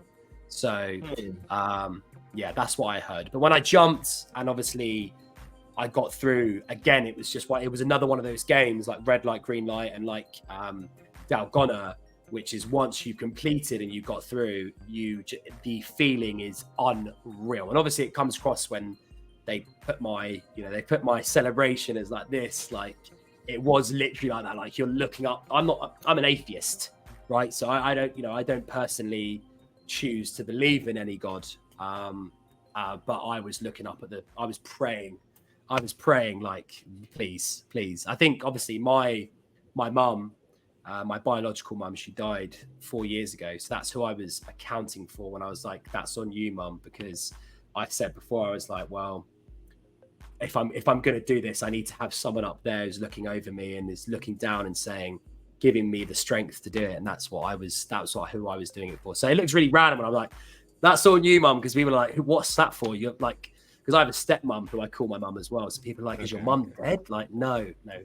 My biological mum is, but my stepmom isn't. It's weird. So, but yeah, that was, again, the feeling was unreal. Well, it was amazing to see you jump and make it. I was very excited and happy and pleased and all the things. And essentially, 429 makes it across the bridge unscathed, and he is moving on to the final 12. Oh my gosh, what is going on in this world? And so we get on up out of there, and it's time to get back into the dorms. And once we get back into the dorms, eventually the guards come out and lay this little triangle out, and they put a dice in the middle, and they say, it's time to play this new game that's going to eliminate 3 people. And they say if you roll a 6, then one player must be eliminated. And you said, so you roll a 6, and then you nominate someone to be eliminated, or yourself. And if the roll's a 6, you're out. And so when you see this little game step up here, what are you thinking right now? I feel like that game was introduced as a backup because they didn't get rid of enough people on the bridge. That's personally my feeling. It was definitely a backup, but I don't think they ever planned to have that game in unless they didn't have enough players or they had too many players for Circle of Trust, which obviously I feel like, bit sucks a bit for B, Chad and Perna who got put out because, I don't know, maybe I'm wrong. Maybe they always had plans that game, but it felt like a bit of a backup as a game because it was just like one little rope in the middle and then a dice. It was very fun. I probably found that game one of the most fun out of all of them because it was quite fun to throw a dice and hope for the best. Like it was I love dice games, man. I love dice games. So yeah, it was fun. I thought it was hilarious how B spent the whole time being like, just to let you go. I think she said it after everyone's go as well before her. She was like, just to let you know, guys, I always roll a 6. I'm really bad at dice games. She was like, I'm really good at dice games, so I always roll a 6. Always play me at my Monopoly, like I always roll a 6. And she literally rolled a 6 the first time, which was hilarious, which was so funny. But yeah, I mean, the game itself felt like a bit of a backup. I might be wrong in saying that. Yeah. I agree with you. I don't want to badmouth Netflix. I don't want to badmouth, the game producers or the game makers. But yeah, felt really bad for Perna. Perna was lovely. I didn't really get to know him. I didn't know him too well, but he was a lovely guy. B obviously was one of my homies. She was she's girlfriend. She lives 10 minutes away from me, so she's a really close person. And Chad, again, really good guy as well. So really sad to lose all of them 3. But it put me into the top 9 out of 456 people. So yeah, I was like, what the fuck? And me, Hallie, and Ronan was still there. That was the other thing as well. I was like, I've not only made the top 9, I've made the top 9 with 2 people that I was friends with from the very first day. So yeah, man, I was like, if I get eliminated now, I can go out a happy man. Okay, yeah, you make it past the dice roll and you get top 9, and it is crazy right now. I mean, the dorms are empty.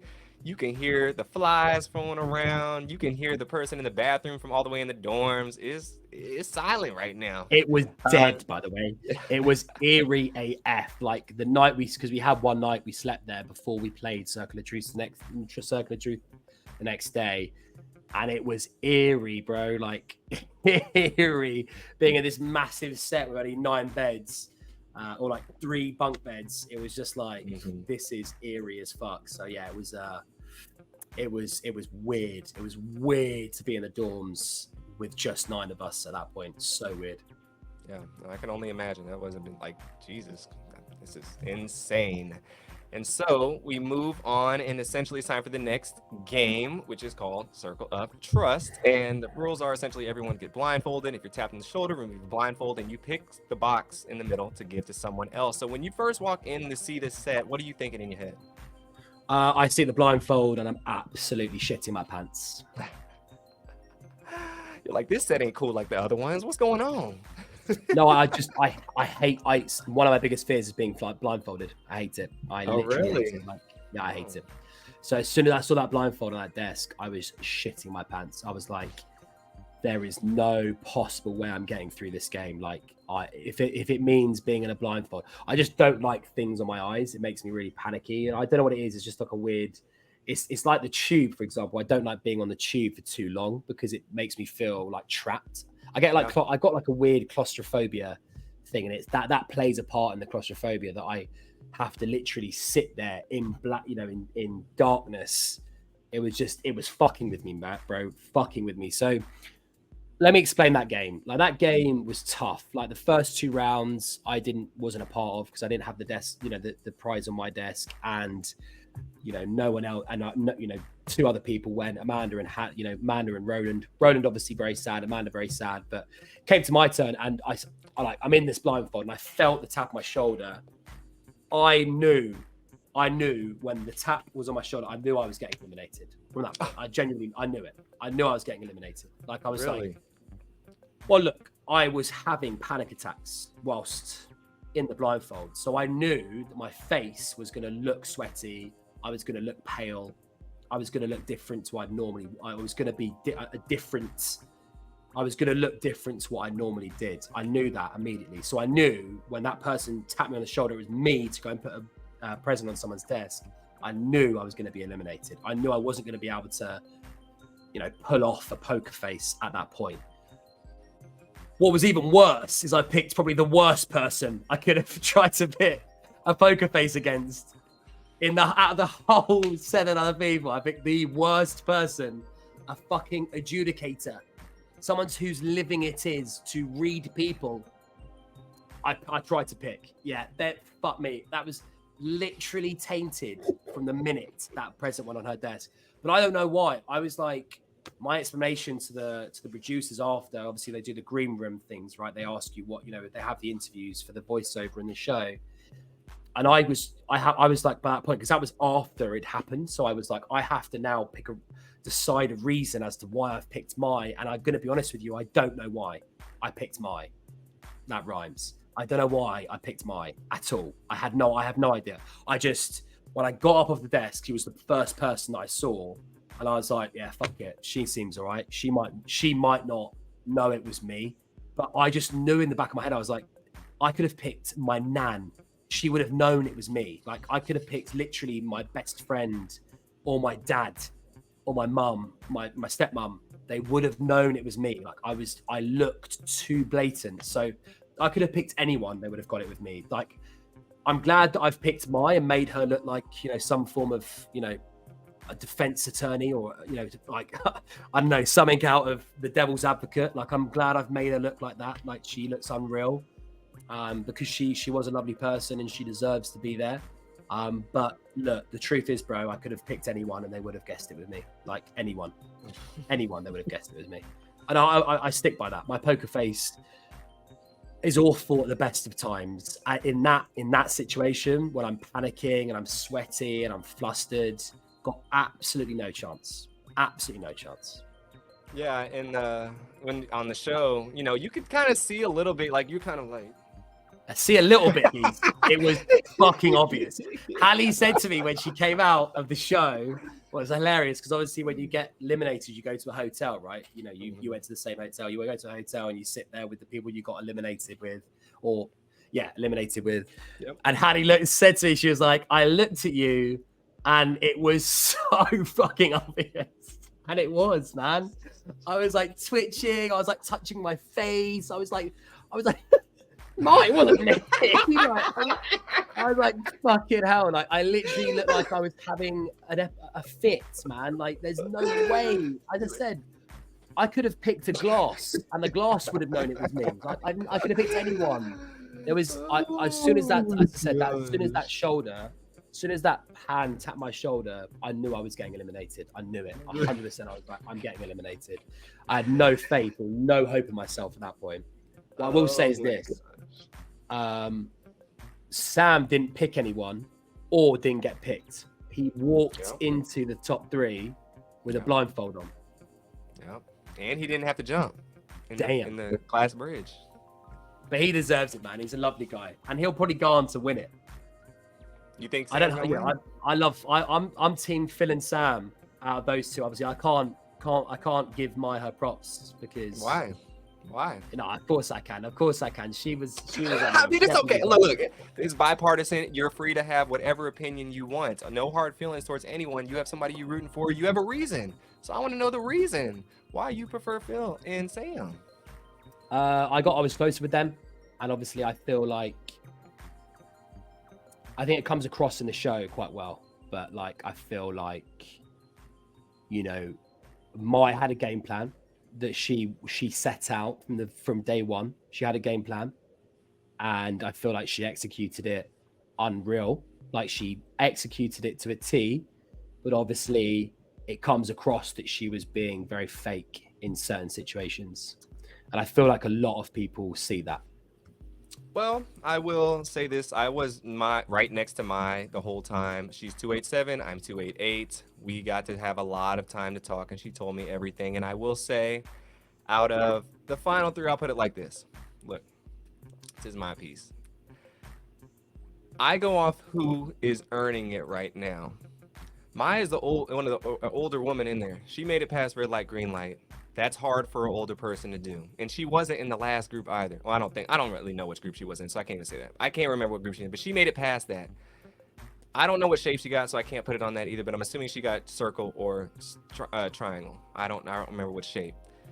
She had to put her neck out there when she was in front when it came to she had to for the circle of trust. Circle of trust, she had to pick one person. She got tapped on her shoulder twice, I believe. And no, she got picked. She only got tapped once. She only got tapped once, and she picked somebody else.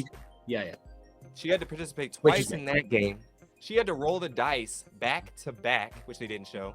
In the dice game, she got lucky with the number. TJ bailed her out a couple times. But my whole point is, out of everyone left, I feel like she earned it the most with what resources she was given. She didn't have a big alliance. She had me, Chad, and 285, 289, and then maybe like TJ, I guess you could say, to an extent, you know. But TJ was her ally because no one else was left at this point on his team for the most part, except Chaz. And I feel like out of everyone, she had the hardest road to get there, in my personal opinion. Sam didn't have to compete in the last game. Sam didn't have to compete in the second to last game. Sam got picked. He knew he was going to get picked, essentially, you know, like. I didn't think Felicia was gonna pick Sam. I was shocked. I was like, really? They're that close? But doesn't? I mean, obviously, with like taking away the fact that he didn't have to pick anyone. No. I'm not taking that away. He called credit to Sam. I think Sam is great. I love Sam. He's wonderful. Like, I have nothing bad or ill to say about him. I would love if he won as well. I'm not taking anything away from him. I'm just saying I look at who had to deal with the most. Sam is very fit, as you know, like an 8-pack. You know, when it comes to fitness. 12 packs, something. He got just all the packs, you know? He's got all the packs. Yeah, everything. So I think if there was tug of war, he would have been all right. For like green light, he was all right. Dalgona, he was all right. You know, and then, you know, warships was warships. But my whole thing is, like, I just look at the hand of cards everyone was dealt. Phil was dealt a kind of hard hand of cards as well. And I think everyone picked twice. Yeah, Jesus. Yeah. I think Phil was definitely, he had to jump as well on the glass bridge. But I think out of the people who had the hardest road and what resources they had at their disposal, I think Mai had the hardest road out of the final 3, and then the least amount of resources. So that's how I look at it, and that's how I determine who I would prefer to win. And I know Mai more than them too. So that's a little bit into it, but I look at the whole game as a spectrum. And how did we get here? I'm going about emotionally. I'm saying I was closest with Phil and Sam. That's why I was pretty closer with Phil, which is why I want Phil to win. Obviously, your perspective does make a lot of sense. Like, yeah, did a fuckload to get there then. I mean, obviously, barring jumping on the bridge, she did a fuckload to get there. And yeah, I mean, obviously, yeah, she did a lot, obviously, as did Phil as well. Yes, as did Phil. But No yeah, credit taken away from the other two. But just no, I mean, what was I think all three are really good contestants in that final three. No, they're all amazing. All amazing. And I feel like this Wednesday is going to be litty like a fucking titty. It's gonna be crazy, Coach. 9 Eastern. I don't know what time zone. What time is it coming on over there? 8 a.m. 8 a.m. 8 a.m. Oh Lord, dang, that's crazy. So none of England can watch it because we're all at work. We're all doing a 9 to 5 shift. We have to wait till after work to watch it, and then we have to see on Twitter who won it. So we get it's chalked. It's absolutely chalked in the UK.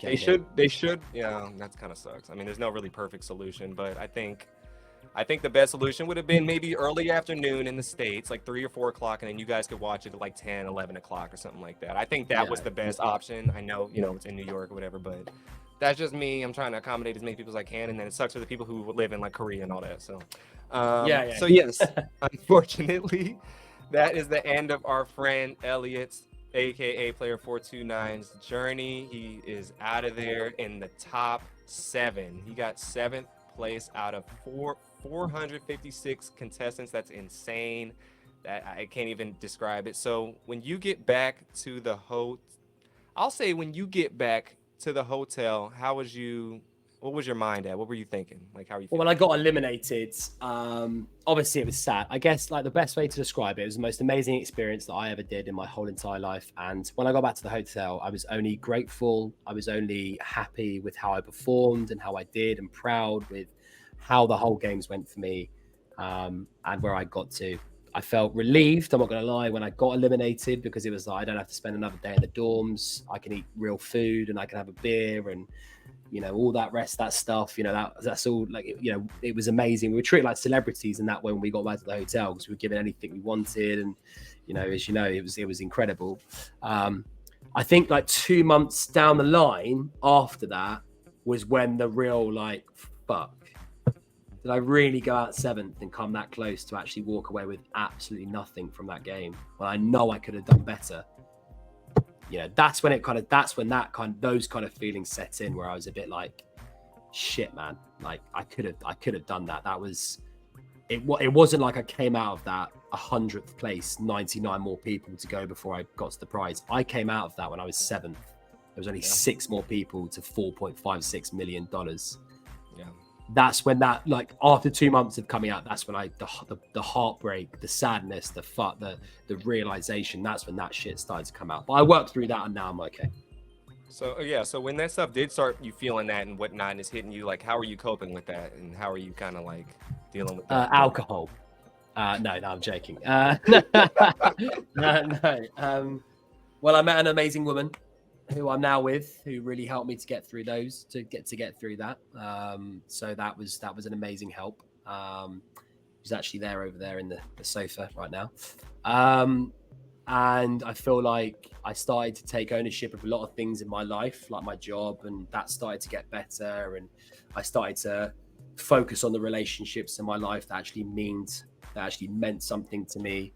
And I feel like it was just a case of improving my life and improving me personally allowed me to get through that feeling, because it was heartbreaking, really. But when those emotions started to come in, that's when it was like really heartbreaking, the whole thing. And I started to not look back at this experience fondly. I was like, that was shit, because I was 6 places away from winning $4.56 million. But also welfare as well, like the Netflix welfare team, are amazing, by the way. Like, I'm sure they were really, really good with that top 9, like specifically because they knew that the 6 people who were eliminated were going to feel like that, because they were going to feel like heartbroken, especially Hallie as well. Like, Hallie came 4th, for God's sake. Like, she was 1 place away. She was 1 decision away from getting into that final 3. So, like, especially, they knew it was going to be heartbreaking for those people. So, yeah, they really worked with us a lot as well to give us like the therapy we needed. and give us the support we needed to work through those emotions. So, yeah, it was just about taking ownership of my own life and moving past it because of that. Well, man, I could say I know we didn't get to talk a lot in the dorms, but I might have sent a couple of things to you and whatnot. But I could tell, talking to you then and now that you are an upright dude, man. I love your vibes. I think you're a winner and champion in life because you had took away something from this game from being so close instead of kind of let it consume you to a degree. Cheers, man. And definitely, I have all respect, much respect given, just because you did dang near the impossible. Like the game is impossible to win in the grand scheme of things, and you were there. You made the right moves. You stepped in the right spots, and it was cruising. It was just the only game I think possible at the end that they could have thrown at you was your big weakness, because you said you're a little claustrophobic and don't like being blindfolded. And the one thing that this is something I have to do.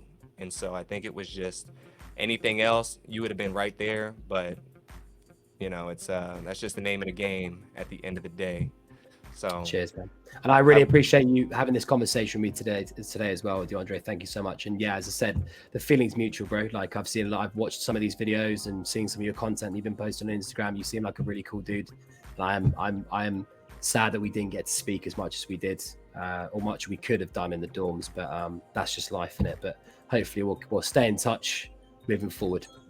Yeah, no, definitely. I come to the UK every so. I was there this past summer. So definitely 100,000,000%. I'm going to holler at you when I come through. I want to check out Surrey, man. It sounds like a cool spot. There's nothing to do here.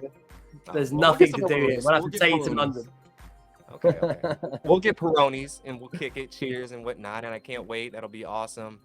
But yeah, man, is there any kind of parting words you have before we get on up out of here? People who watch this who considering doing season 2 of Squid Game, don't do it. No, I'm joking. Do it 100%. Like, it was an amazing experience, and I learned a lot about myself.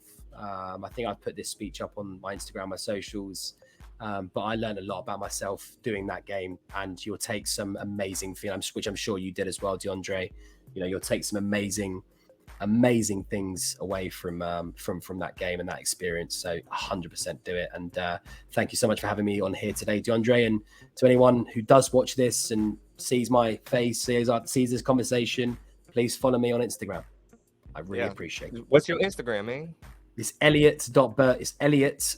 Burgess. Elliott. I can't even speak now. You've taken all the words away from me. You've taken the breath away from me, DeAndre. It's Elliot Craig Burgess 1 at... Yeah, Elliot Craig Burgess 1. Are you sure that's what it is? Yeah, Elliot Craig Burgess 1. Instagram.com/Elliot Craig Burgess 1. All right, man. You heard it. Follow Elliot Craig Burgess 1 on Instagram. And then y'all see all the other cool things that he got popping off. I'm sure we'll be definitely... he got some good things on the way. I'm sure of it, or at least you'll see him on his story cracking a beer opener here or there. Yeah, you definitely see that. You 100% see that. Hey, I love that content. It's good. I like the beer content. But Elliot, I really do appreciate you coming out here and spending time with me today and talking through your game. It was definitely interesting to hear you said a lot of things that I did not know, and I feel like I'm the Squid Games encyclopedia at this point. So you definitely helped me learn some things that I never knew, and I appreciate you so much. Definitely looking forward to talking to you in the future, man. And with that, I say, everyone else, peace and blessings, and I hope y'all have a good rest of the day. Cheers, man.